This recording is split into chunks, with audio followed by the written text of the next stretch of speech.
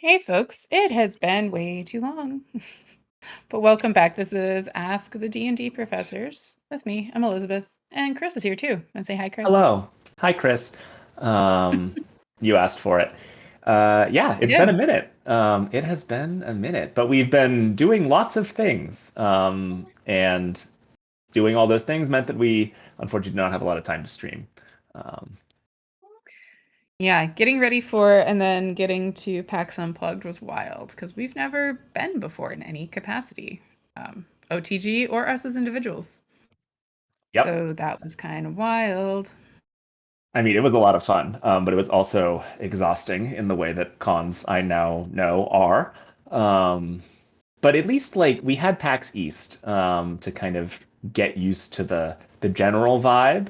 I mean, obviously the vibe was different at Unplugged, but Mhm. the experience was not totally dissimilar. So I felt like it was slightly less overwhelming because of that, although the show floor was incredibly overwhelming no matter what I did. So, I was gonna say, I thought the show floor was a lot more manageable than East, personally.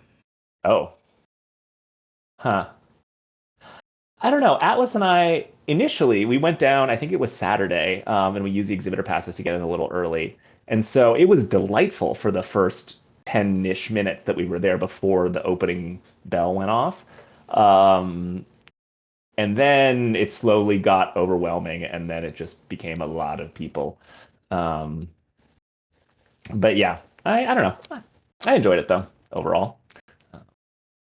Yeah, no, I think with East, it's more you've got all the video game reveals and there's just too Yeah, much going on. a lot more Whereas the booths screens. are, yes, yeah, and a lot more noise coming from the Mm, booths. Like the individual booths are a lot quieter. yeah. And even like where people are gaming, it's less of everything. I mean, Hmm. it's still a ridiculous amount, don't get me wrong. Hmm. But yeah. So yeah, I know I really did not get into the PTI. I think I was in there before it opened and after it closed. That was it. So how was the PTI? Yeah, it was great. I had a good time, and it was cool to kind of be back in that space. Yeah, the PAX Together Intersections Gaming Library. So yeah, a lot of people ran games in there. A lot of yeah TTRPG stuff. I saw people running masks. One person, my friend Heather, ran Coyote and Crow. I ran an opera adventure and La Llorona, which was fun. And yeah, it's just cool to be in that space because it's people, largely just trying to bring awareness to different things. Tabletop Gamers was there, Dots was there. I'm gonna forget the Board name. Games for the Better Board was Games for next the to, Better. Yes. yeah, it was right next to us. And then Side Quest Books from it's not it's up near Boston. It's not in Boston though. It's not Worcester either. It's somewhere else. But yeah, it was a good time. And they were so side quest and my friend Heather's runs her own kind of DMing company basically called Worlds for All. They helped sponsor the Demo Days event Yeah. that was showcasing new creators from underrepresented backgrounds largely. And so that was very cool. I didn't get a chance to participate in any of that, but I heard it went relatively well. It was the first time I think they were doing it, but that was pretty cool. Yeah, had a good time. We talked to a lot of people in the PTI. We distributed a bunch of the tools. I think we distributed over 1,000 decision guides based on my inventory. So we've got lots more because we A printed lot. 4,500 of them. Okay, look, Um, once you get to the point where it's like 1,000 for 100 of them, like I just keep going because yeah, we're gonna I use mean, them. yep, economies of scale, baby. So yeah, we've got lots now. But yeah, it was nice, and I felt like it was a good vibe. Generally, it was pretty busy in there, but not overly so. Um, yeah, it was nice. And so I got to like someone brought me one of my first pieces of loot, which I'm going to show you. And I didn't show you Elizabeth before we started streaming because I wanted to see your reaction. Uh-oh. So this is a hack of Morkborg called Oh yeah. Mazeborg. Yeah, but I don't think I showed you the cover, which I don't know if you can tell. Um, is very cool. Amazing. Yeah. So I'm very excited about this. I know very little about Morkborg, except what I've read, although I also got that because I have a problem. Um, so, we'll see. Maybe there'll be some grimdark nonsense in our future. Um, Yeah, it's a little more brutal than your normal DMing. yes, so I have gathered. So we'll see. But I also like am, getting ready to play in a PBTA game, so I'm branching out. Um, but yeah, this the create one of the creators behind this, Eli Sanchez Silver and Dave Rice.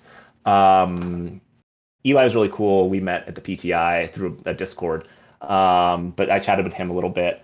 So that was nice to kind of put a face to the name, and it's also just nice to like meet people that you know from online spaces and meet them in person. Be like, oh, hello, like you are a person that exists. And that experience for me and all the people that I met was uniformly positive. So it was a good time. And by the same token that you did not get up to the PTI, I did not get down to the AFGL, but for a few moments of run something down there because mobility and or The help things able set up. text.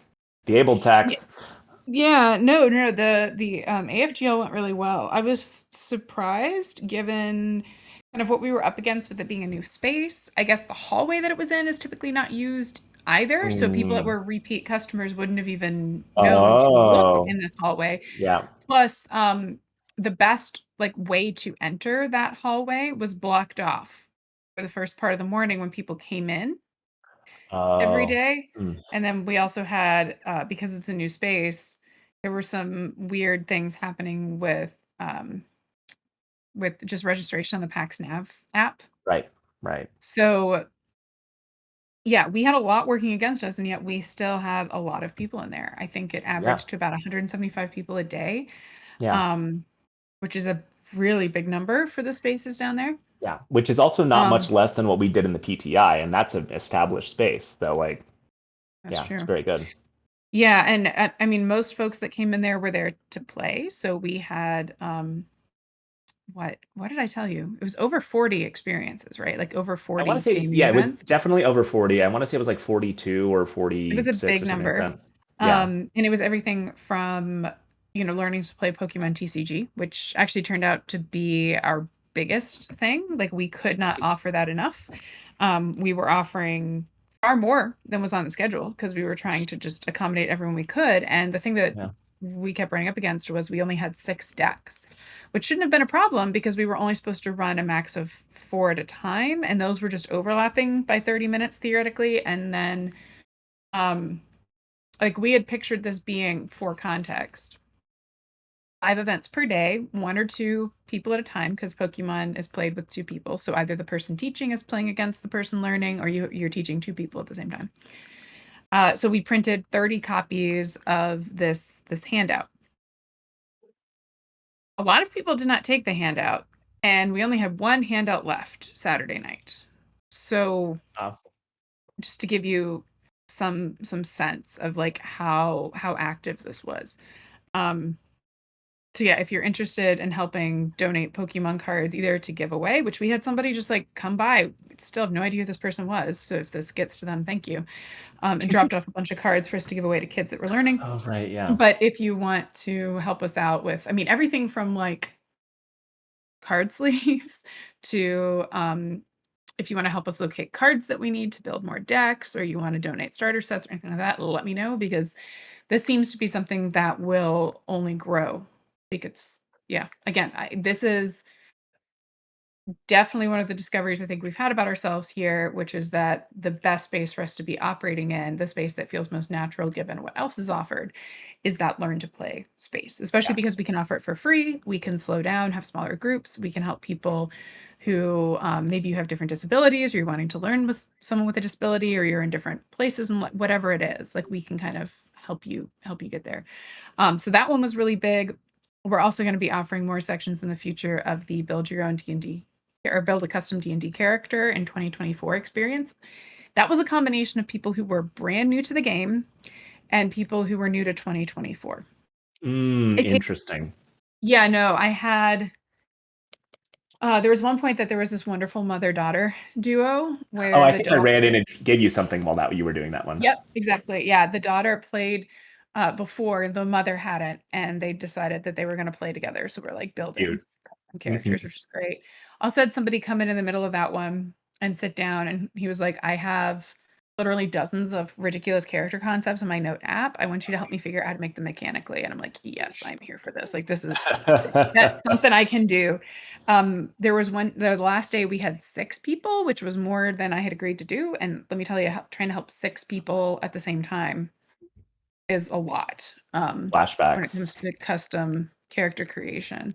Yeah. So, yeah, no, that one will definitely grow, um, as we're able to offer more things, but we also had games that were PBTA, we had, um some things that were demo experiences, other things that were full games. We had some stuff specifically geared for kids, which Yep. was really cool, or at least like family friendly, from like group guided journaling through, building a jack-o'-lantern, and I mean just all sorts of stuff. It's Mhm. when you see the entire spreadsheets. I mean, we had Matt from Mimics and Misfits. We had Steph from TTRPG Kids. We had Vixie Bell was in there with Honey Heist.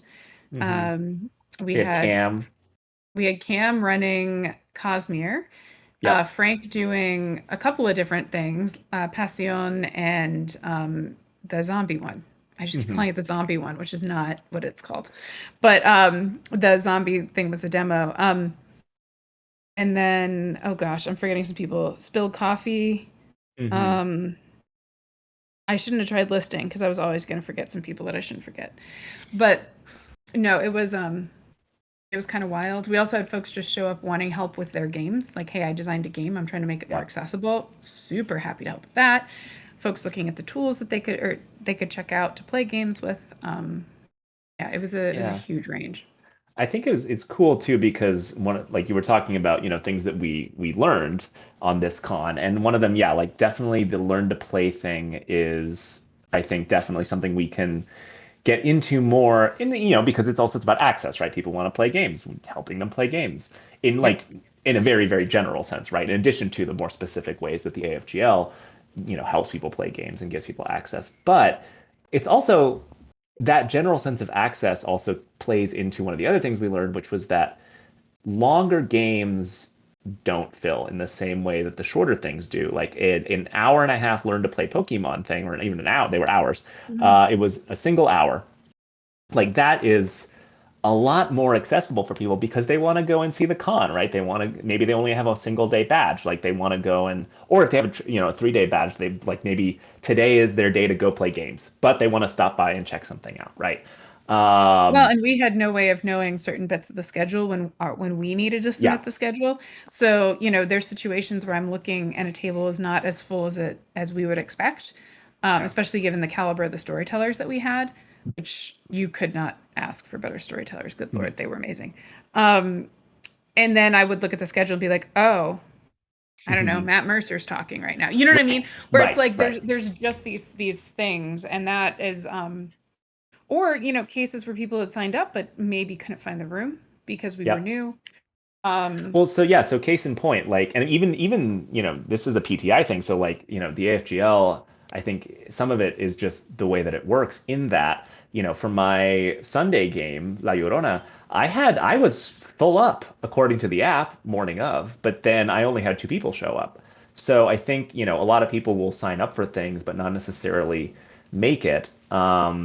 And then the people that would be more likely to kind of drop in and do something, probably aren't going to do a 3 hour game on Sunday afternoon. So, Especially if it granted, already looks full. well, But no, I exactly. mean, we had some folks show up to games and then be like, "Oh, I have to leave in an hour," you Yeah. know? So Yeah. that's taught us that this is a space that people might want filled, and then that way we're not competing against other things out there. We're offering, Yeah. something new. Yeah, I mean, I had 3 people in my first one and 2 in my second one, and like it worked really well. Like, I think everybody in both of those games had a pretty good time. So that was nice. But yeah, I think having one thing we had talked about, I know there's a lot of different things that we could do moving forward. Certainly the learn to play events, Pokemon, Magic potentially. Um, But you also know, D&D. well, exactly, D&D. And this is what I was thinking is you And mentioned, then continuing to offer some of Frank's that are PBTA and things like that. yes. Yeah. Yeah, definitely doing longer D&D one-shot experiences, but at some point, I think it was you mentioned, I don't know who you were talking to, but that basically they used to have like encounter one-shots. That was just like, Yeah, here is a single combat thing. I think that's going Um, to be a really great way for us to grow. And then also, it'll free us up a little bit in terms of staffing that we can return to our model of a DM and then an assistant DM who's the one that's moving around the table and supporting individual players.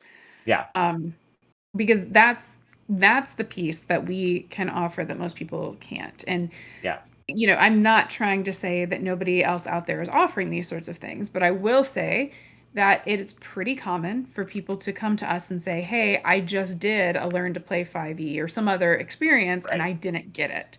So I think Yeah, there's something we're doing that is specifically helping people where it's not accessible or not clicking or whatever in that yeah, larger setting because they're already served if that's already being offered, right? Like we're trying yeah, to pick up everything else, like not everything else, but yeah. other pieces of this experience. Yeah, and that kind of encounter thing also is interesting to me just from a storytelling perspective of like, how do you I think, we tend to think in 5e combat as very kind of mechanical and regimented because it is, right? But there are opportunities to still tell a story Mhm. through creative description and use of the combat mechanics and tactical positioning, all that kind of stuff, right? So to me, it's an interesting challenge to think about how would I frame a single combat in order to tell an interesting story. You should Um, come play with my Sunday night crew because they are shockingly good at that.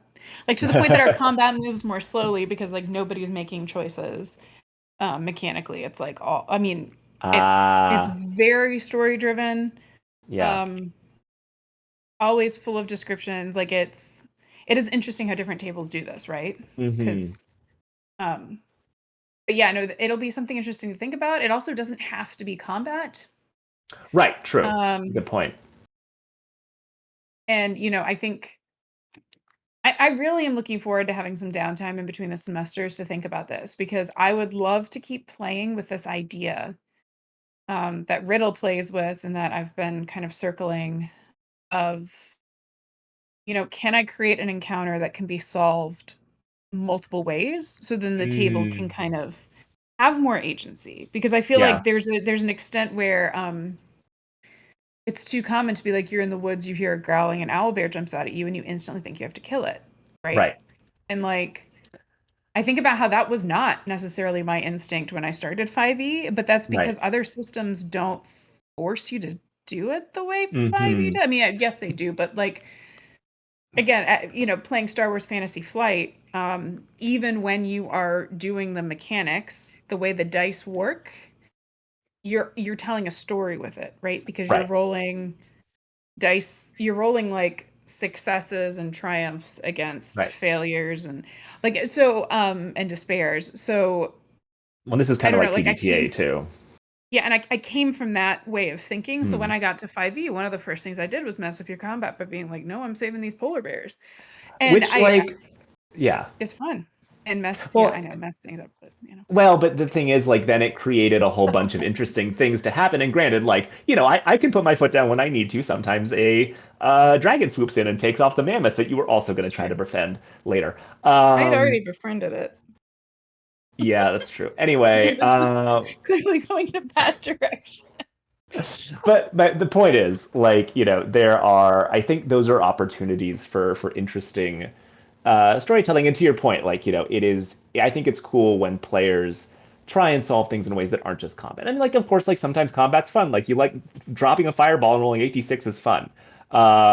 But I had so in my La Llorona game when they confronted La Llorona. They clearly like, wanted to find other ways besides just let's just, destroy her.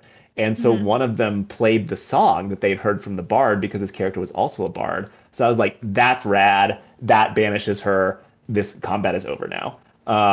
Because it was a non-violent way to end things in a way that relied on the way that the story had developed, right? So I was like, this is great. Yeah, Um, it's not just out of nowhere. right. So that felt cool. And yeah, I think like again, like I think. as a GM, you should always be rewarding players who think creatively and who come up with, interesting solutions to problems. And whether that is kind of a narrative solution or a combat solution, like that kind of thing is what gets people into it and gets everybody kind of, together and thinking together. So yeah. But it does make me wonder, like one thing we discussed was having some sort of encounter that's pulled from a larger adventure that we're ready to publish. In the sense of like put a mm, Creative Commons license on it so people could come try something and then get the whole adventure on the website if they want. yeah, Um, Also trying to find storytellers who are interested in doing this with us. Um, because they might have their own things that they would write, or they may want us to kind of help out with the writing. yeah, And I know that the PTIGL storyteller applications are already open for East. We will be getting something out there for the AFGL kind of as soon as possible, but for folks that are kind of following us in our mission and on our Discord, like if this is something you're interested in, you can reach out before you see any sort of application, because I think we would both be looking for stuff kind of more typically what we've done in the AFGL, which is very much mirroring what the PTI does, but then also looking for folks who want to help us with this kind of slightly different take on it, right? mm, Like maybe you love Pokemon or Magic and you want to get involved in that. Maybe you're like, oh, I would love to have a PBTA or D&D 5e or Fantasy Flight Star Wars or whatever it is, mini encounter, or just reach out, because hop on the Discord, send us an email. Like um I'm kind of curious what is out there with our particular community on this. yeah. Um, I was I going to think say that'll be a something good and direction to it's go. completely gone. Something about running games. Oh, wait, there it was. It got away from me. Running games in the We also AFGL. had the Magic the Oh, Gathering draft cubes that went really well. yes, those went great. Absolutely And full. yes, totally full. And people saying like this was the first time in who knows how long that they had felt like this was a space for them. People who, femme identified people who'd been playing Magic for 15 years, still Mhm. feeling like going into a space where you've got the men who have been playing for 20 years, still like, this is Mm. tricky, right? Or the men who've been playing for 5 years because they're just as bad. Well, indeed. Um, so yeah. So I say as a Pokemon player, and Pokemon generally is a much less toxic vibe on balance, but still has its Right. moment. Yeah, as Um, do all those things. But the thing I was going to say that I remembered that we talked about, I think, at some point, maybe that was today. Oh yeah, you floated it today. The idea of like access office hours in the AFGL, I think that's a super cool idea. Because one of the most gratifying things, as you pointed out, is, when people come and talk to us about, I want to try and improve this game. I want to do you're this definitely with cleaning up how I said this, and I appreciate that. I mean, I don't know. But I like the idea of access office The hours. phrase, like Uh, someone asking me, "Can you help make my game more accessible?" and then me looking at Frank and being like, "That's my sexual orientation." Um, just to be clear, folks, that was the way this conversation really went down the first time. that's But true. no, Chris is Well, being kind here. But no, I mean seriously, like I would yeah. love to be able, because we also have a lot of contacts where we can help connect you to pay people afterwards, right? Like, Hmm. hey, this is you know, whether it's you're already for rounds of consulting with a lot of user testing, we can help with that right now. Whether Yep. it's like I need to work one-on-one with someone who specializes in video games or this type of accessibility, that type of accessibility, like it'd be really good to be able to support that kind of work. Hmm. So yeah, Yeah. I don't Well, know. I know you just want to show off all your loot. I do have lots of loot. I maybe went a little crazy. But yeah, I have those. Okay, for the I record, I was incredibly tame. You were very tame, but I I think part of bought that was the fact that you couldn't really walk much. I sent Dakota to buy things. Okay, Dakota that's had my fair. credit card at one point. Um, so no, Dakota got gifts for my three of my nibblings, and then a deck box, a Pokemon deck box for me. But Mm, then everything I got was really like gifted. So thank you everyone for my owl bears. I love them dearly. So I got Atlas and I on that morning that we went in to check things out. Went by, it was, I think the booth was literally called Weird Indie Games. Um, and I got this, Knowing Revenge of the Grasping Gods, which I bought purely on title alone. Also because it's very thin. But I I want guess to it's play like, that purely right, a on system title agnostic alone. adventure recommended for veteran adventurers. So that's pretty cool. I got Wandering Blades because we, talked about Daniel Kwan at one point. Actually, Hmm. I there we feel go. like we really should do this. So one of the ideas we've had, chat, is doing some actual play, some short modular actual play on Monday nights. So we can still do the kind of ask the D&D professors talkbacks, but also building in some other stuff. That could be kind of fun. I mean, I've wanted to do Brindlewood Bay. I've got Inspire Isles too. But I think, we could try some of these things out with a little module and little chunks and then talk about. It does take a long time to really feel comfortable in a system, but we could get some initial reactions at least. Yeah, that'd be Because no, good. it has bothered me, those of you who only play 5e. It's been making me Mm. twitchy, and I just haven't said anything because when you're ready, you're ready. Hmm. But God damn it, I want you to be ready by now because the world Yeah. is huge. Yes. This TTRPG world is huge. Well, I mean, that's something that I mean, I like knew on an abstract level, but it's one thing to know it, and it's another It's thing to like intimidating. see it right up in front of you too. Well, and it Um, because you think about everything you're doing in a completely different way. But there yeah. is part of me that wonders if the wrong way that I play 5e will make more sense to you after Mm, you try some others. perhaps. Um, I mean, to be fair, I don't think it's wrong. Um, just to be clear. But other things that I found, this one is Masks. What is it? Masks of the Masks is what was described to me as the best TTRPG this person had ever played. Um, and it's it's there's some PBTA elements, but I forget exactly what the kind of thing was. It's a little Watchmen adjacent. At least the art style is certainly that way. But this person at the booth was like, "You have to play this game," and it was the last copy, so I was like, "Sure, I'll do that." I also got very this very good again, salesperson. largely pays or Yeah. based on cover, but Wow, that yes, looks a lot like the cover of the book I got you today. I'm just it's now not. It noticing. is not dissimilar. Yes, but yeah, Sail the Oceans Queer, which actually was side quest books had that at their in their booth in the PTI. I ran all over the frickin' show floor trying to find this um, because I really wanted it. So this could be something we could play at some point. Um, Chris is holding up Coyote and oh Crow, yes, y'all. I'm holding up Kaido and Crow, the core rule book, which yeah, like I've been thinking about a lot as we've I feel been. like we're just like putting our panel message into action here. Well, I mean, exactly. It's Frank like told us, and we would be hypocrites if we don't do what Frank told us to do. mhm. Yeah, Frank. What exactly did Frank say is like a challenge in the next In 100 days the next to go 100 out and days. So we'll go check in out? with you at East. Yep. Um, but yeah, I definitely trying to do that. I also But yeah, no, so to go out and like try to make your game more diverse in what you play and who you play right. with. Yeah. Yeah, and I Also that's definitely happening.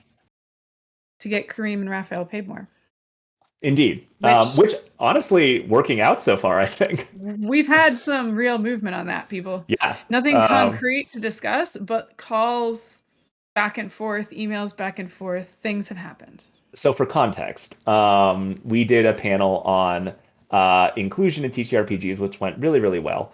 And part of the reason it went really, really well was that we had two people working in the for the convention center in our room, Kareem and Raphael, who figured out some fix for our previously quite janky setup to get auto captions working. Basically, they routed the room mics into the computer so that auto captions would pick up everything. I forget the details, but Yeah. basically, So Kareem made this way better. we had initially been told that we shouldn't expect to be able to get the room Mm, mics into like through my laptop. And because there were some other challenges around ASL interpretation and CART that I'm not going to get into, that are more structural issues in terms of like bringing people into a con. Um,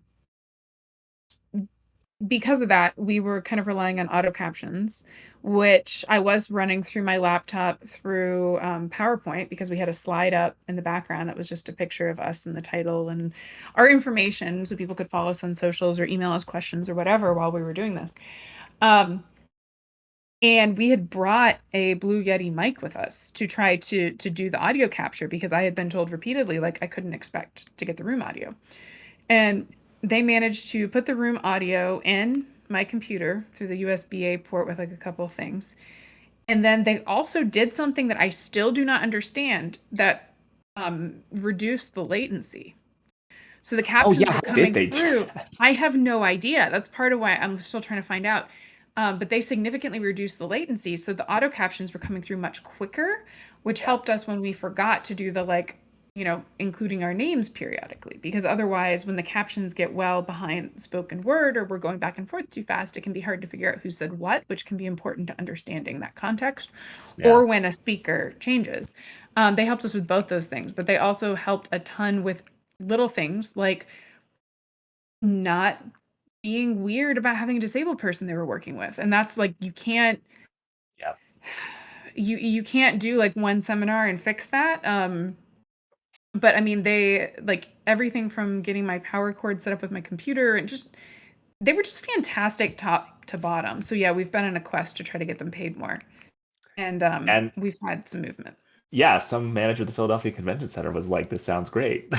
Let's talk next time you're in town," or something like that. Yeah, no, I'm Uh, supposed to have a meeting next time we're in town, but I sent an email, I got a phone call, I got a follow-up email. oh, They I had didn't. they Okay, okay, I forwarded it to you, but you might not have seen it with the I break. did see. I didn't realize you had a Um, phone call. I think, but anyway. yeah, there was a follow-up email where they identified our people and their direct line has all been looped in and all this other stuff. So Awesome. hopefully next time we see them, Kareem will have his cape and A raise.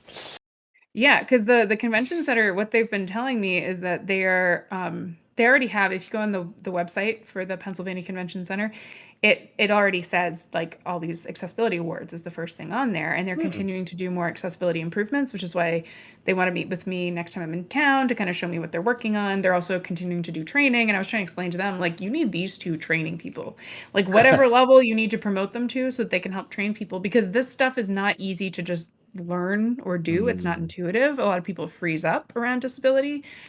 Um, and frankly, like we didn't know how this was going to go. We didn't know if we would ever want to go back to Unplugged or Philly Convention Center, any of that stuff. So I was really clear. Like I listed the convention centers that I've been at and presenting at just in the past couple of years, and like this was a better experience than I've had at any of those, and that makes yep, me want to go there when anything that might be related is being hosted there. I mean, it's a thing disabled people have to think about more than others. But they are doing some stuff I think they were talking about wayfinding, also a permanent sensory room, some cool mm, things. So yeah, nice. shout out to Pennsylvania Convention Center, but especially Kareem and Raphael. They were great. So one thing I don't think I told you was so there was a BIPOC creators like evening that I did tell Mhm. you about, which was really cool. It was organized by Vixie Bell and Which Carlos, is who's Pocket Dragon. yes. Hang on, I think I can just look in Discord and see what their names are because I am in that Pocket Discord. Dragon, I'm 90% sure. Um, Yeah, Pocket Dragon, Vixie Bell, and then the other person, Carlos Salazar, who runs the Rol Latine Discord. Mhm. They got together to do this. They got sponsors. They found this cool speakeasy bar. Um, and so it was a great time. They even had a like if they told they there was a text sent right before the thing. It was like bring a D6 because it turns out they had a cocktail menu that was numbered 1 to 6. So if you weren't sure what you wanted, you could just roll your D6 and let the dice decide. I did not do that. I got something with mezcal in it, which was very good. But the point of this whole story is that as part of the sponsorships that they got, there was a raffle.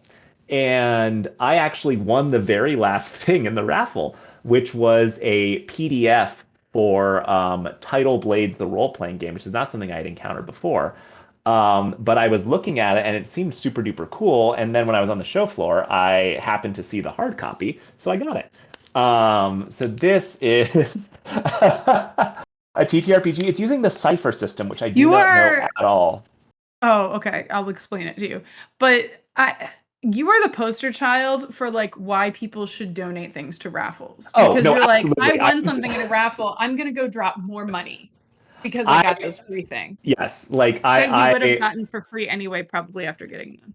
marketing is designed for me Well, specifically sometimes. I don't. Also, it's very. I'll Mm. let Gustavo save some of these details, but we got some cool stuff with Ghostfire Games. Oh, cool. OTG did so. We'll I will wait say it for was it to also very contribute. oceany, and like I'm a sucker for anything Yeah. TTRPG ocean. So, um, I love though yeah, how like your ocean and my ocean are very different. very different. Tropics versus North Sea. Um, so, yeah. But anyway, I not too much money, but here we are. Um, Love it. Choices were made. Things were got. So, Choices were uh, made. Income was disposable. yes, indeed. But yeah, no, it was. I feel very pleased with everything. Although, like, I'm gonna need all of winter break to like get through some of this stuff. I mean, Um, I mostly like I feel really good about that panel. It was tricky to moderate. Um, Especially because everyone was busy. So it didn't make a lot of sense for me to try to track you down a lot in advance. yeah, Just like space for people to drop thoughts, and then a lot of the actual coming together had to happen the last few days beforehand. But I also think that made it a lot fresher and more yes, I agree. immediate feeling because you were responding to things that were happening in the world and in your lives right then. But it was weird to play, hey, I'm the white woman moderating the diversity panel. Um, But but no, I think y'all did a great job. I mean, I do like having smaller panels so everyone has more time to talk. I thought it was great. I think we got into some really cool ideas. I think everyone had a chance to, offer some stuff for the audience that was actionable. I really loved the questions that we got. You know, Um, they just like jumped up immediately. I yeah, was and they about to were fill the time and there was no filling. well, and they were, the questions were substantive, and They're I good thought, questions. yeah, they were good questions. And, we had a pretty solid audience, I thought, for like a random afternoon panel, literally the entire fucking back of the building. There's my one F-bomb. Granted, it wasn't as far away as the AFGL from the PTI, but it was like hidden down a corridor at the very end of it. And yet we still had a good showing. Um, and so that was cool. And yeah, it was good energy. And then we had people like hang around afterwards and want to talk more, and that was cool. And then we had a rant. I think this happened twice actually, where we had random people Hmm. come up to us later in the con, like not just after that, but And like after just the con, after the because we had con. that Yeah, one person Sunday night when we were eating. yeah, yeah. I think, and then So there was many one other weird guy things besides happened that. in that lobby because Yeah. I also DM'd in that lobby. I next time I want to make sure I carve out some time to just hang out in the Marriott bar because apparently that is the Yeah. place to be. No, Um, it 100% is, and it makes me 10 times more nervous now about what was going on behind me while I was DMing in the lobby. I mean, that is by far not the weirdest thing that's happened in that lobby, probably No, even I that just day. mean like who got to see me be a crappy DM. You're not a crappy DM. I None was of in this. this moment. I was tired, and we were trying to do riddle on that little table. That's It was true. like tiny little circular tables. Um, have the riddle map on there, and I just kept like dropping dice and everything all over the place. And the players were just like so slap happy. It was fun. It was just chaotic. Yeah. Well, Um, but we agree we're not doing this imposter syndrome. Oh, I'm not good at this thing. So, uh, no, I mean, I just was not doing my best that night. And well, it's and it's that's one of those fair. where you kind of wish you were because I was like DMing for people I respect, but like Yeah. I I mean, was I was hanging on for dear life. yeah. But hey, But I you mean, made we it just through. drove from Philly and then unpacked everything and then ran around and then set up two rooms and then the hotel room and then this and then that and then like I dropped food and spilled all over the table so we had even after cleaning it wasn't feeling good about it so like there was a layer of napkins that then the map sat on because I didn't want to risk the riddle maps getting messed up. There was Play-Doh. Okay, Yeah. there was Play-Doh. Um, things, Uh, just yes. normal people But things. anyway, the guy who came up and said, after the con is like, thanks so much for your panel. Like that feels good. I'm not gonna lie. Like, it's really nice to have someone come up and thank you for like a thing that you did. It's nice to feel like you have had an impact, however small, which to me Well, and feels also like, yeah, seeing new people in the Discord, yes. and I think some of them connected through the panel. And I And know I at least had, one of them through that interview that I did in the AFGL uh-huh. that's up I on had a YouTube. person follow me on Blue Sky, a couple people actually because of the panel. So Super yeah, good. I mean, all four of you. It was great. Y'all did a yeah, I good mean, job. You weren't stepping on each other, but you were backing each other up. Like it was a really nice, yeah, chill vibe while still having this intensity of, there was a real call. It was yeah. it was that balance of storytelling and a call to action that is what we hmm love about D&D. hmm Yeah, no, that was a We fun nerds one. respond to. But yeah. Well, hmm speaking of uh DM imposter syndrome, do Oh we want boy. to do a horror Yeah, story? let's do one or two. We've got a little bit of time. Oh boy. This one's on D&D Horror Stories. It's only 11 days old. Ooh. Um, and it's from, I think the username's Aranta, Arranta. And it's called My First DMing Session Went Terribly, and I'm not sure I want to continue. So this is on a random secondary account because my friends follow my one main account. Also, I'm not a native English speaker, so I'm sorry if some things are, and then it kind of has nothing after that, but that's okay.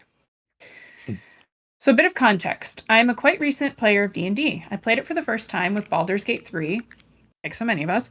Then found a group and did two campaigns, one that lasted a few months and the other that lasted one session a week for a year and a half. It's Wow. not super recent, friend. It was long, extremely fun, and I absolutely enjoyed playing until the end. I had an absolute banger of a time, and I really wanted to try DMing something myself. So while I knew it would have probably been better to get with a beginner set, I decided to create a little one shot myself. Nothing too fancy, a group of level 3 characters doing an attack on a kobold cave. I tried to prepare it for a few weeks, find the perfect map, traps, a little side quest to divide the kobolds and trick some into helping. We get to discussing it. I tell them about it, the level for the one shot, the context, as well as some small rules changes that mostly come from Baldur's Gate 3, like drinking a potion with a bonus action, multiple spell slots the same turn, no need to stabilize down allies, just help them, that sort of thing. And there's this player, we'll call him Bob, who already starts complaining about the changes, that it's not a good thing for a new DM. Bob was in our old campaign, the shorter one, and while not mean or what, he was the type of player that would make a fuss anytime the DM would say no or not follow exactly the rules of the book. So, best example, he played an open hand monk, and the DM would not let him push a hill giant with a technique, considering it to be too heavy with a size difference. It's just like way too much. He complained about it for 10 minutes and was really passive aggressive during the rest of the session. But anyway, players do their characters, classes, send me their sheets. I get hyped, and Bob did a rogue assassin goblin. Nothing really fancy. I get hyped, we prepare, and come the day of the one shot, it goes well. I explain they got sent here by a guild, kind of simple, but hey, it's, first time. They enter. I first fight against a few lizards. It all goes well. They take a few traps and go deeper into the kobold layers. I describe it and do mention that there are some small shaped holes in the walls for the kobold to use. I've read online that they are fond of those types of things. I love how he describes this as if like kobolds are real. It's amazing. I love this because we do the same thing after a little while in this world. Yep. Okay, Bob then tells me his goblin would go inside those little holes. Since both goblins and kobolds are small sized, he should be able to get in without too much trouble, avoiding most traps and exploring more of their lair. Now, I absolutely didn't plan for that. I didn't know where which tunnels would go, what would be inside, how many there were, and I'm pretty sure if their character got stuck between two kobold groups, it would be certain death or at least capture. So I clearly tell them, sorry, it's logical, but I didn't plan for it. It's my first time DMing, and it could break the dungeon, so I'm not going to allow it. And he just answers with a confident, well, you're a bad DM. What do you want me to say? I was Uh, genuinely baffled and kind of uneasy. Luckily, our usual DM who was playing started to take my side before it became worse. I was a little baffled, but I had hope for the rest of the session. And Bob, at every action he'd take, would say something like, "Oh, unless you don't allow it because you didn't plan for that and I can't Oh my drive." Made me really God. uneasy. Same for pretty much everyone else, asking him to calm down. He did it less, but still from time to time. And we finished the one shot in a really weird way. Everyone just felt awkward. I'm pretty sure the players did not have that much of a great time. My one shot was probably average, meh at best, and I'm pretty sure the Bob situation made it not enjoyable at all. And I was really feeling sad slash weird. It honestly made me sad and wondered if I'd ever DM again with what had happened. I was pretty much not able to enjoy DMing with Bob being insufferable from beginning to end. Overreacting, but like, yeah, I can get it's frustrating for him to just be told no for no other reason than I'm the DM, I say no. But I really don't want to DM anything for Bob again, 100%. And that is if I ever give DMing another chance. And it just ends with the dot dot dot. I hate this so much. I want to strangle this Bob person. Again, not knowing like any of the context or whatever. But just from the way this story is told, like, come the fuck on. Like, you do not say that shit to a new DM. Like, it is so incredibly rude and so incredibly disrespectful of that person's time and energy and commitment to letting you play a game, right? This game does not happen with that DM. So, at the very least, you need to be respectful of the DM's time, they're the person who's running this for you, right? Like, and the idea that someone would have the audacity to say, you're a bad DM when someone said, oh, this is my first time. I don't really know what to do here. We're just going to ignore it. What? Like, that makes me so mad. So, so mad. Because DMing is hard. And It DMing is. is like, it's a lift, right? And I, Especially writing your own adventure. So, like, DMing is yes, hard and writing is hard, and it never goes the way you think. And no. like I have had my own horror story experience where like I got in too deep and then I kept trying to like write my way through the players making decisions that like did not make sense, but it's like this is where their instincts are going, so let's try it. And Right. then like hints not working and all of this stuff. And I have had a player blow up at me and like it's in the past, we've worked through it and everything. And it is hard to come back from. I'm just gonna be honest. Yeah. Like it is really hard to come back from someone blowing up at you at your table over your DMing. Oh, I'm sure. Even if it's deserved, which like this is not deserved. I'm sorry. No. Like, And like, yeah, no. it's hard enough like when you have interpersonal issues at a table when you're the players, right? Yeah. Because Yeah. like it's just hard and people have misunderstandings, especially when you play online. I feel like it's in, but also in person, right? Like it can Yeah. be hard to judge tone and There things is like that. there is like a best behavior thing that happens in person, Yeah. right? Like I Um, think there are a lot yeah. of people that won't be quite the same intensity in Yeah. person. It also depends on like who the group is, how long you've known people, friendships, et cetera, all that kind of Yeah. stuff. But it's one thing when it's a player and a player having a disagreement or there's something, and often it's like it's just communication is important. People need to communicate early and often about how they're feeling about a game. But to have there be problems between a DM and a player is that much more tricky. But just and the other thing that's telling is right that the normal DM who was a player thing comes to the defense of the current DM, right? Like Yes. Which that is honestly, good job to that yes, person exactly, because right, yes, back up your DMs, people. It's so emotionally vulnerable. It's so stressful. And especially for your first time. Um, all the I just respect in the world. yeah. Like honestly, I think about how many times as a player I have a session where I'm just not like in it. Mm, Or I'm not making good decisions or I'm getting frustrated at the dice instead of seeing the opportunities to tell the story or what you know what I mean? But the thing is, like, I'm usually just ruining it for me unless I'm throwing a whole tantrum. But like, right. the same thing can happen for DMs. None of us are perfect at this game from any angle the first time we pick it No. up. Like, holy crap, this guy sounds like Yeah. he was killing it. And it's just like, and I mean, I can see too is like there's a thing and you don't expect your players to do a thing. This is a self call out. And it's suddenly like, oh wait, uh-oh. I wrote myself into, it's kind of the opposite of writing yourself into a corner. It's writing yourself into a giant new room you didn't know existed, and having to deal with the consequences of that. Like this has happened to me. You, Elizabeth, are 50% of the time the reasons this has happened to me. Maybe not 50%, but like a percentage. Anyway, the point is, like, at this point in my DMing, like, I feel much more comfortable just improvising something on the spot to be like, okay, yeah, you tunnel through and you wind up in a room and there's 15 kobolds there and they all pull out axes. So, get back through that hole. Um, or whatever, right? Or figuring something Yeah. out. But if it's your first time DM, and especially, it sounds like this DM also may have, and again, no shade, but like there is a thing that first time or early DMs do where they over prep, right? And they're so married to the outline, the map, Yep. the Well, whatever. because you also, as a player, probably feel like that's what's happening when you're Yeah. with a good DM. It's Hmm. not what's happening. No, it is largely making things up. At Y'all, least that is for listen me. to me. Dimension 20 is edited and has co-writers. Yeah. I just need everybody to repeat that over and over. Yeah. So I mean, like, and the whole, Mercer effect, the whole like actual play Yep. effect, like that's we can bracket that for now. But yeah, like it, You- it's good to be flexible, but like that takes time and it takes practice and it takes Exactly. familiarity. So there's a couple of comments that are a little bit to Mm, that effect. mm, Because this one person says, it sounds like Bob is just a problem, in my opinion. As the correct. DM, you only have so much time to prepare for a limited number of scenarios.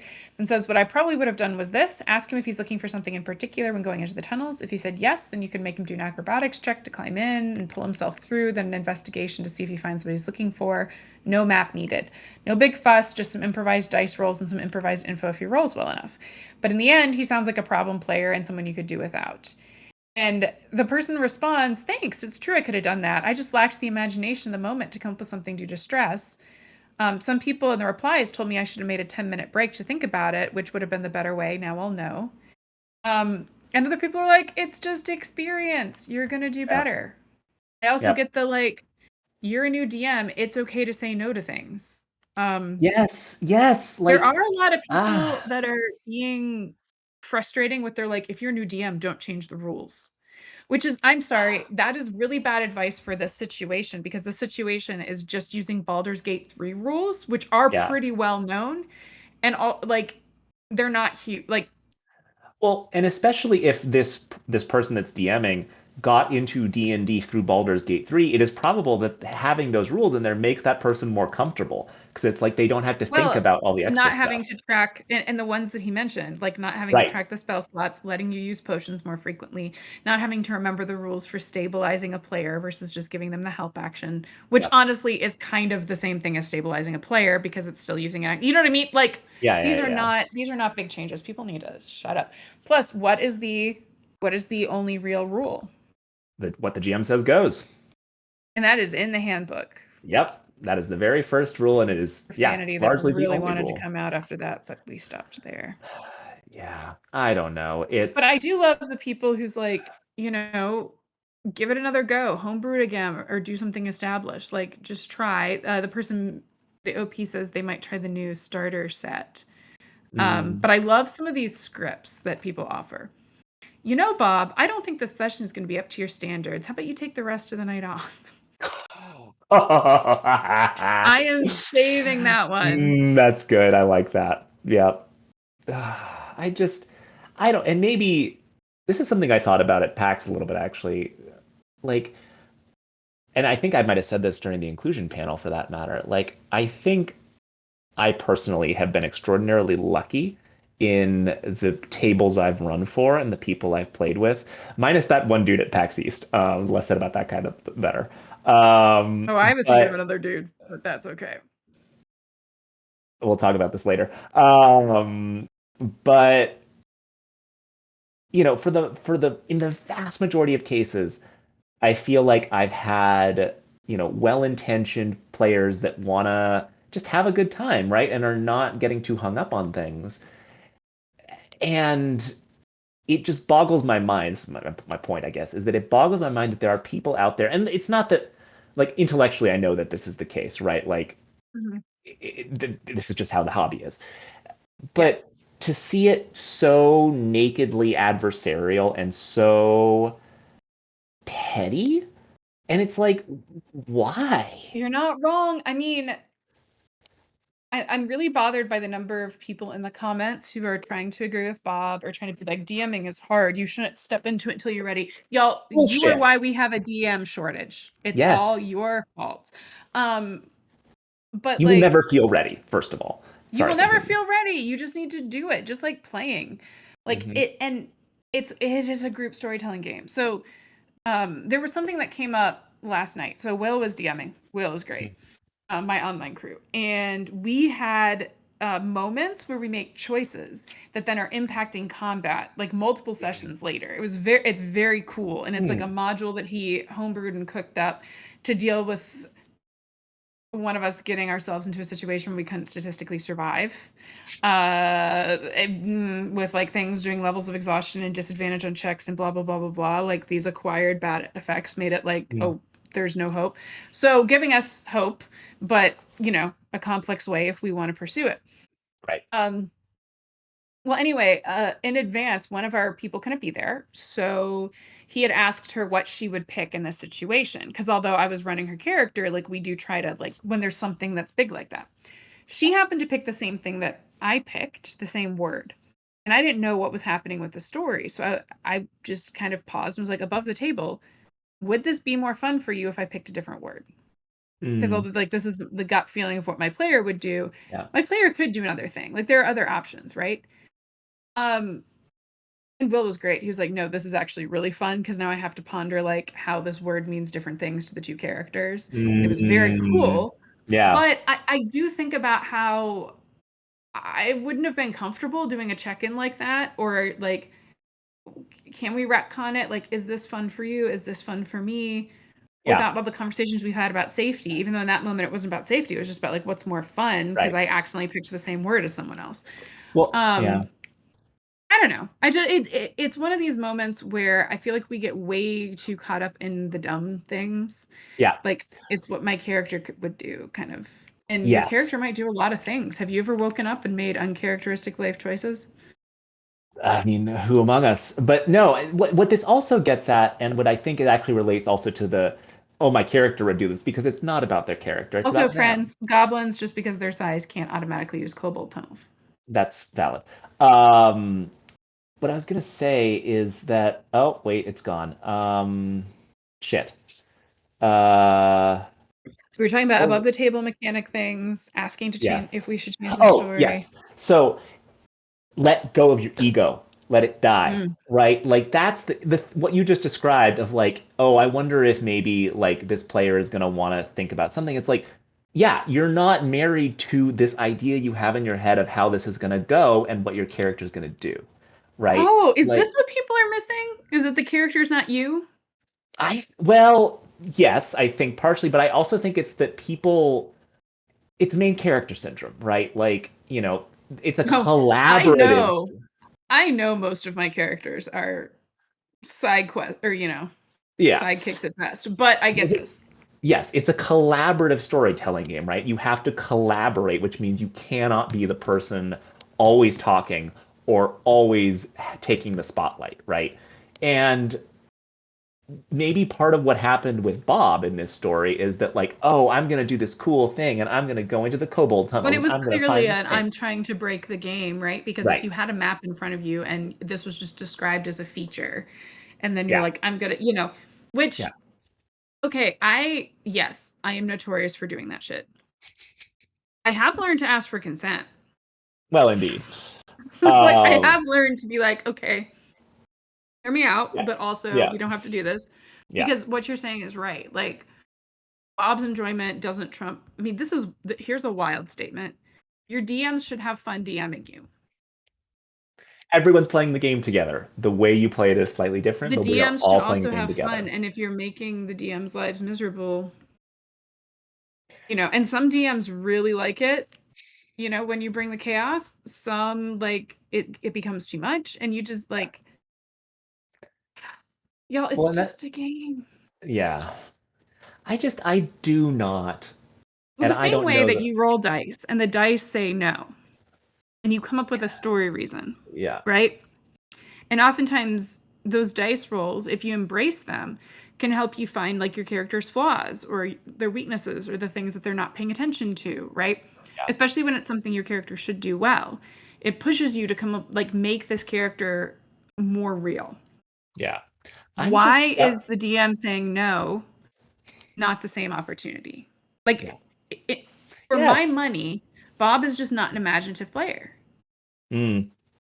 and a jerk. Th- well, Second yeah, part matters more definitely. than the first, but Well, but this is the thing is like I cannot fathom.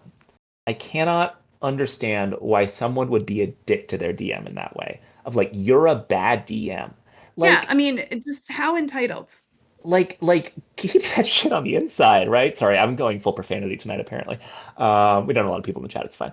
That's just like Um, another conversation. oh, great. Like, Okay.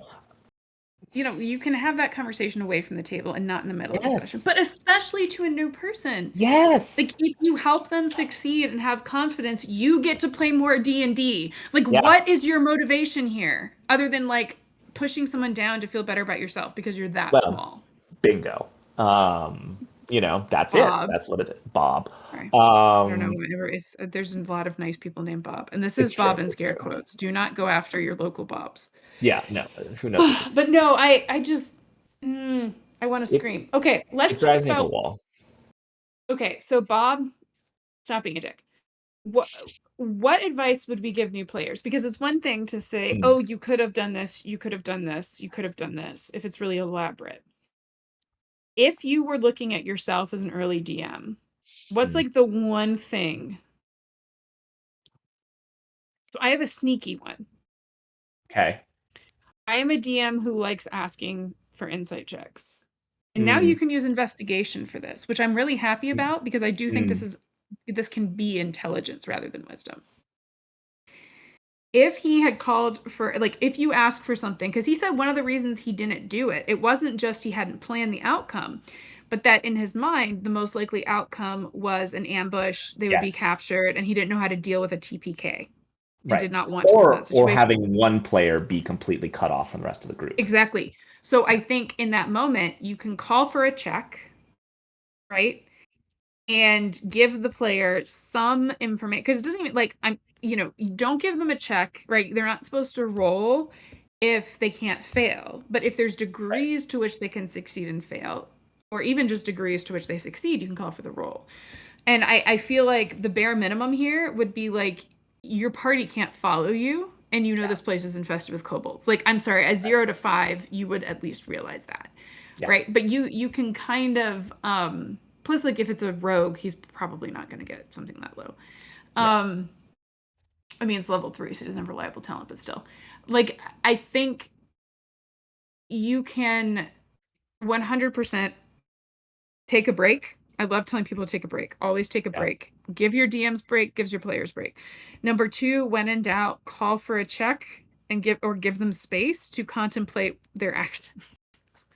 But I think Yeah. honestly, him just saying, "Hey, I don't know what to do with this and I'm a new DM. Let's just say no," is fine. Also, the hole doesn't Honestly, have to be big yeah. enough for the goblin. Like maybe he's a Yes. chubby goblin. I don't know. And honestly, the idea that someone will admit that I am not sure what to do here, let's just move past it, that to me is something you sometimes cannot teach, right? Like that Yeah. to me is a sign of an incipient good DM, right? Because it's a DM that knows their limitations and knows here's how I'm feeling right now. So I'm just going to put that on the table, right? They're being upfront and they're communicating about their abilities and their where they are in that moment. And that is one of the most important things of being a DM. And that's what's fascinating about the DM taking us back and Bob, who is only mentioned as a player, being the one that's the problem. Because I Right. have heard horror stories of people that play with DMs who seem to be there just to prove that you're not as good of a DM as they are. Like the DMs that will like run away from the quest giver when they're a player. Like that kind of thing. Um the funny part is like those are so rare because most DMs just want a chance to play. And Yeah. also, if they love what they do, they often want their friends to get a chance to do it. Yeah, like, and That's I what I love just don't. about our groups becoming kind of like rotating DMs, even if I just like to step in for like 2 seconds and run away. Um, it's fun because we get to see like what is in all of our brains and these worlds we create. And the Yeah, fact that your fairy tales and my fairy tales are completely fundamentally different. different, which I don't even want to think through the implications of that. But yeah, I mean, too much Witcher content. well, indeed. Sorry. Yeah, mine is too operatic, but Which is I wild just because neither is more dramatic than the other. It's just a different no, type of drama. very different drama, very different drama. You have more possibilities for happy endings in yours than mine. That's Mine are true. I just, do. mine are like, yeah. Things are just shitty and dark because Slavic. Um, I don't know. That's so funny. I just don't understand the idea. Like people should be like holding each other up. Like this whole point of this, maybe not the point, but like something that I love about this hobby is the fact that people are generally, at least the people that I've interacted with, and I know that this is not, well, actually now It's as I because say this, this is gonna, it's a social contract. yeah. But like people tend to generally be like cool and like at least willing to like, you know, give each Well, no, other that's the thing, grace. I don't right? know. Like, okay, Like, I'm in the lobby. I'm DMing for a couple of people who DM more than I do, have better credentials than I do in that front. At least probably three, actually, now that I'm thinking about it. I'm DMing for, somebody that's frequent, actual play star, that kind of thing, right? They were silly, they were chaotic, but they were cheering me on too, yes, right? exactly. They were also checking in, like, is this too much? That kind of thing. But like we're all cheering each other on. Yeah. And I And think like, this is where you've got to be careful of the culture because if you yeah, just walk into a random game, you don't know what you're going to get. yeah. And the fact that my whole journey started with me being like, sure, stranger on the internet, I'm going to play with you, is off the wall. I will say, as a woman, it was safer because none of them were actually friends with me. If I wanted to, none of them would ever find me again, right? Like Yeah. I was being a little strategic here. But at the same time, like I got lucky, but it was Yeah. also a group that wasn't perfect and has gotten great over time. Yeah. Um, but like, there is some luck to this and there is some trial and error, which I mean, I And I mean, do have one story about that if you want to yeah. hear one more. Well, I should also say, like, because of the way that I move through the world as a cisgender man, who's somewhat white passing, depending on the context, like, I'm going to encounter less trouble Only if you're generally. standing next to me. Well, yes. I'm Or just if I'm kidding. just existing in this town. But Mhm. Philly, different. Anyway, like I encounter these things in different ways because of that, and thus, I Mhm. think people are not as likely to give me shit right off the bat, because I'm presumed competent because man. But Um, we're also grown. So when people treat us like garbage, we walk, yeah, I was just like, okay, bye. Like, I don't which need I this. feel like, is an important story. It's like Yeah. games like this are a social contract. Bob was not holding up his end of the social contract. Goodbye, Bob. Yep. See ya. I mean, get your act Um, together, we can talk, but like there is a reparative justice angle to this, of yep. course, but Of like course. that's okay, yeah. I mean, the I truism. I do really want to read this now because it's from the player perspective of the same Oh, thing. okay. This one is from Efficient Bottle 9074, which I think is just a generic username. DM kills my companion in session one. I join a different group, and that DM makes my character sleep with an NPC. Am I the weird one? No. We're done. I joined a game DM'd by a Marine and his Marine friends. I was invited by my friend, who is the wife of one of the Marines. I created a playful character with a silly story. A wood elf raised by gnomes who was so rambunctious and clumsy that he was given to high elves, but eventually passed on to a monk monastery for his shenanigans. He falls asleep one night and accidentally lets a candle light the sacred garden on fire, but doesn't realize it was his fault upon waking up. So the monastery sends him out into the world, fully knowing it was him that lit the garden on fire, but they need a noble reason to send him on an adventure, like to get rid of him, to go find the perpetrator.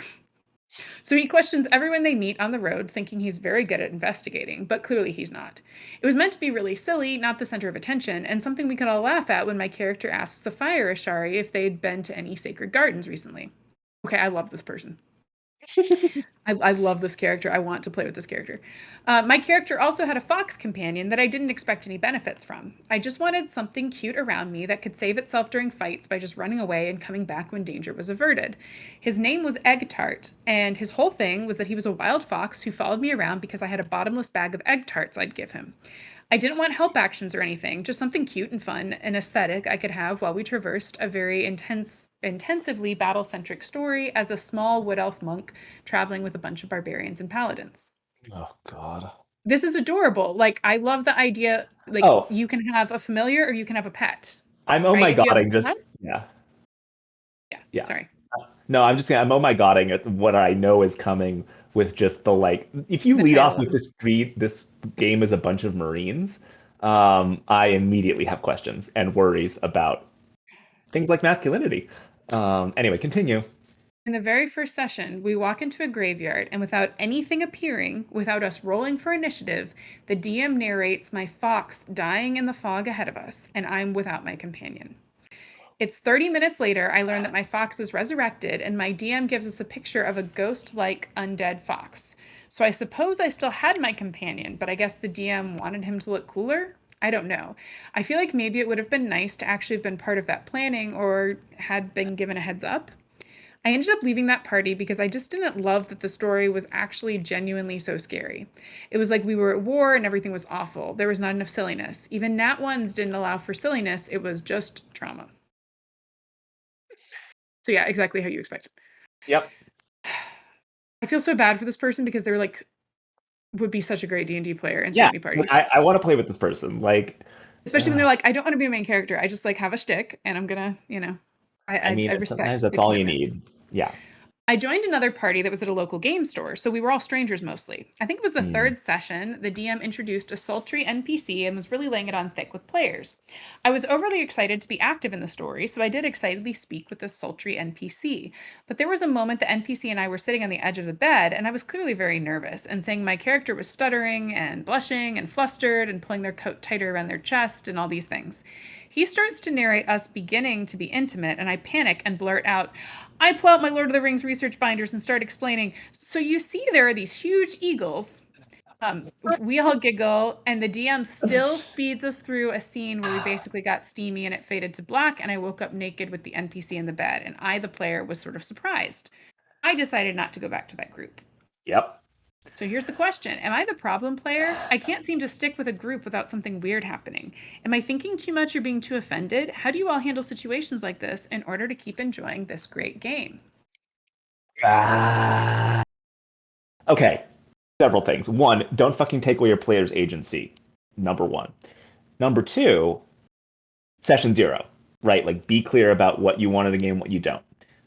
Because if someone says that, if a GM says like, no, we're gonna have sex scenes in this, then that's a thing. And also, finally, I would say 85% sure this poster is a woman. Um, It's interesting because I thought so, oh, and now I'm not sure. interesting. I'm not sure. Okay. I mean, granted, my reasoning there is No, first I of all, the think thing you might be right, life of a but player is a friend. That's from the first one. That was something. mm, But then also just the idea of rando well, 'cause GM I was forcing a also character into a wondering. sex scene, like, yeah. I was also wondering if it was a situation where like, I think it's that the character gets described as he somewhere. Oh, Maybe not. which, I but yeah. think it could be either way. I have another story about that for next time. Mm.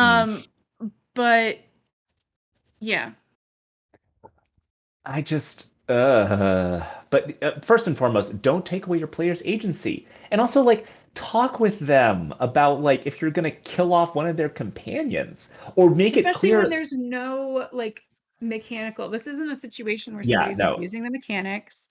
no. It's just a story element. It's just a silly story element, and you've taken away like a huge part of how they've conceived of this character. Yeah. Plus, I'm sorry, forcing your player.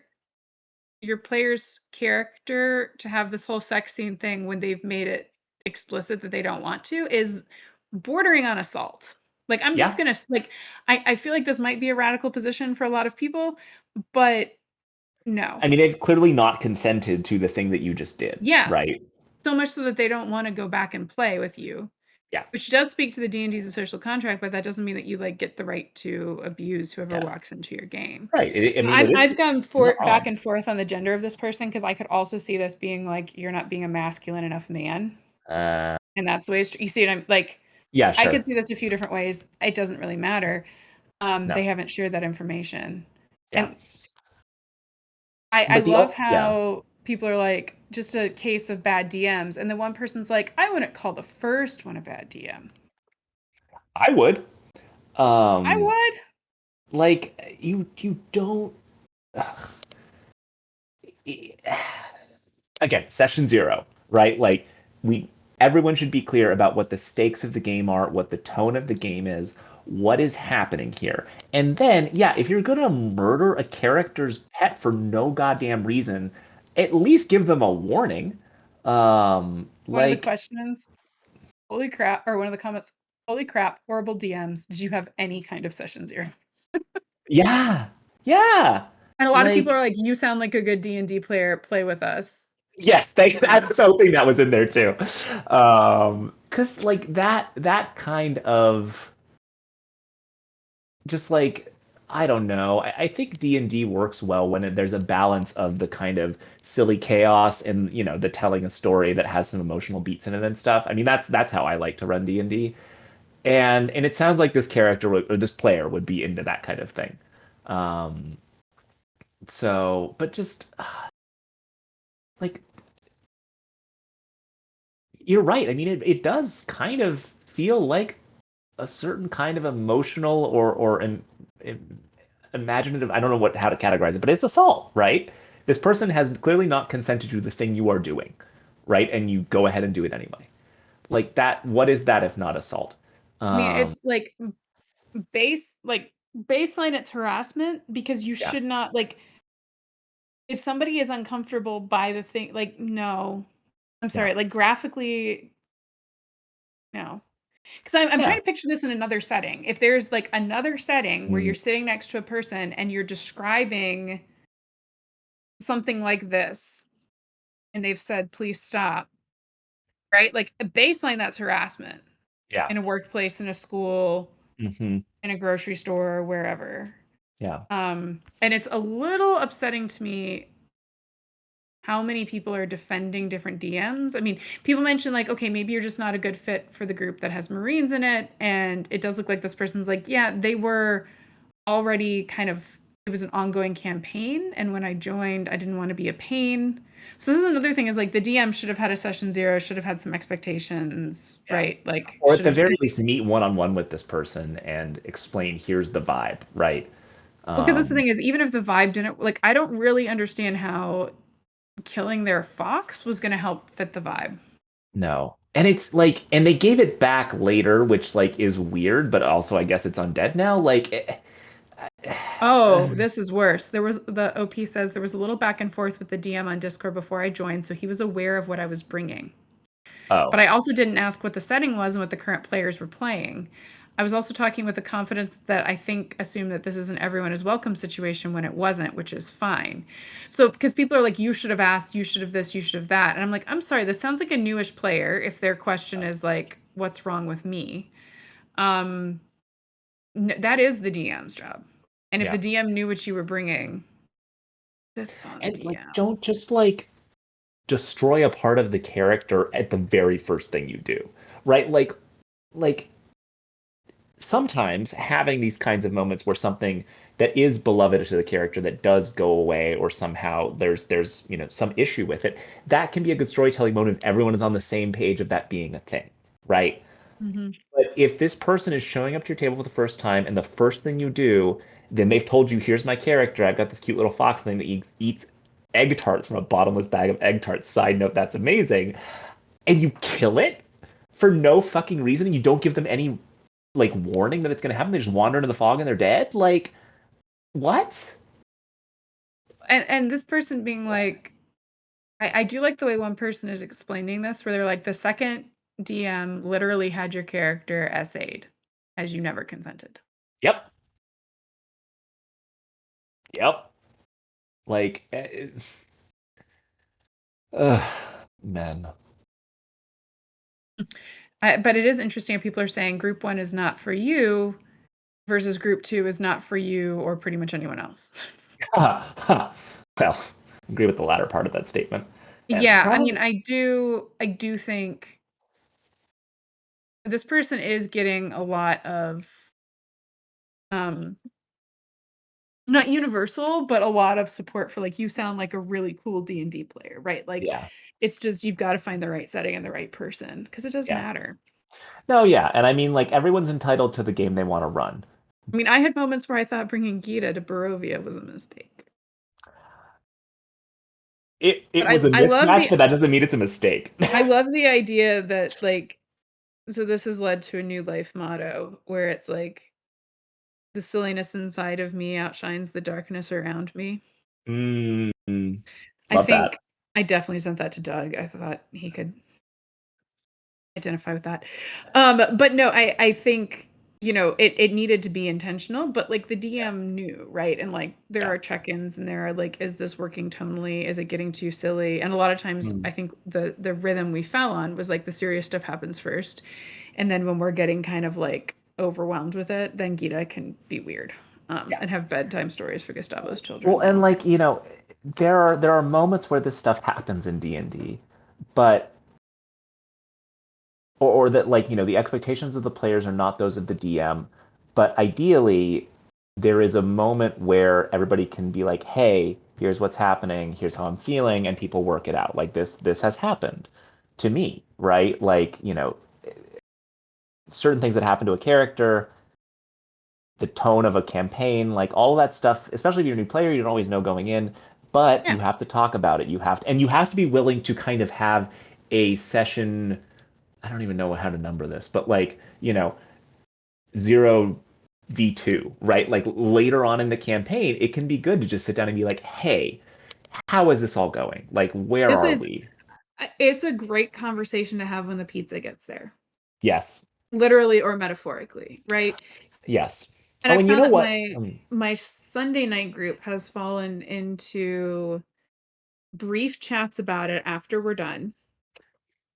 But then also because Ed often will then write original lyrics for a song based on what happened the previous session.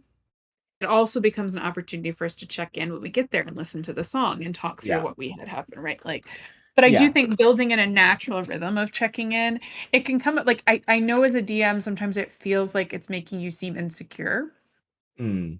but it's also just checking on your players, which I Well, mean, the care work of DMing is not something we talk about enough, but I see women DMs talk about it all the time, yeah. Yep, yep, which I yep. guess tracks.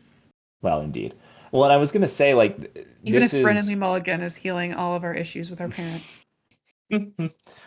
um I feel like it's not expected, so he gets like brownie points for it, whereas like a lot yeah. of other women are probably just out here doing that on a Saturday night, Oh yeah, it's no, expected. But absolutely. Yeah, anyway, yeah. we don't have to gender everything. Well, but well, okay, anyway. I say everything is gender. Just like everything is race and class at the same time. Anyway, Everything is D&D. where the fuck was I going with this? Oh, right, safety tools. And the idea that stars and wishes can be a safety tool, right? Like it is a thing. Because so I'm gearing up to play The in third this one. That's the PBTA third game. one. Okay, well, let me finish my story. So I'm gearing up to play in this PBTA game that's Nawal, which is this very like gritty urban fantasy, and it's dark. The themes are like colonialism. It starts at colonialism, gets worse from there. So like, our lovely DM, who is going to be running this, was like very, very clear about, look, here are a bunch of safety tools. We're not even gonna play this game for our first session. We're gonna play a different game so we can all see how we work together. So being very, very intentional about all this. But they framed Lines and Veils, or sorry, not Lines and Veils, Stars and Wishes as a safety tool because it's the kind of thing where like you can check in after a session, and be like, hey, here are things that I think were super cool, and here are things that I, would be cool to see next time or whatever. And that is a way of making sure that everybody's on the same page in a way that's kind of structured. Um, and I forget if it was Alice who said this or at some point, but like, or I think maybe it was just something that came up in the course of playing at some point where like that can also be a space where enough people say like this person should get inspiration for that one thing, then they should get inspiration for that thing. Like if the whole party decides like that was cool enough that everybody has agreed that like that person should get inspiration, cool, do it. And granted, that's a D&D specific mechanic, but like I think a Well, similar but thing could be applied in other there's yeah, cases. there's usually good ways to do it with other things. I'm trying to remember what this is called. I think it was adding the word sparkles to this. This is Hmm. and I'm going to butcher this, so I'm gonna try to get more info and come back with it. But somebody involved in the AFGL talked about how they add this other thing. And I think it was something you liked about yourself in the way you played. Oh, hmm. But I'm Cool. gonna try to find this out because I remember being like, "Oh, this is really interesting," and kind of fills a really interesting gap and would let me Hmm. know like what my players are caring about beyond just wishes, because sometimes wishes is like beat the BBEG, right? Like sometimes it's not. Right. Whereas it's like if I really liked the way my player hit something in combat versus like I really liked how I handled this puzzle, I really liked what like it can give you this like what is this person liking about how their Right. character's evolving. Yeah. Or how they're playing Um the game. yeah, Yeah. but I really do I like this as a mechanic. Anything that's really helping you check in regularly, I think is cool. And sometimes that's a group chat. Like sometimes Yep. that's a Discord chat. Sometimes it's a like who's writing AI lyrics. No, I'm just kidding. Um, they're human written lyrics, just sometimes with AI music, which, makes me deeply uncomfortable, but I'm not the Mhm. boss of everyone. Um, yeah, I think whatever your mechanic is, it's worth doing. Like for some people, they like drawing in between Yeah. sessions. Their character, other characters, what they did. I think that's cool. Like Mhm. encourage they don't owe you that, but Right. man, that is so cool when you're DMing something and you come Yeah. back and they're like, I was thinking about what my character would do this Wednesday. You know what I mean? Like in Yeah. between they're thinking about it. I don't know if there's a bigger That compliment for a DM. no. I mean, to me, that's the kind of thing like a character or a character, excuse me, a I player. was thinking about it and I want to buy another tavern. I'm just kidding. Yeah, indeed.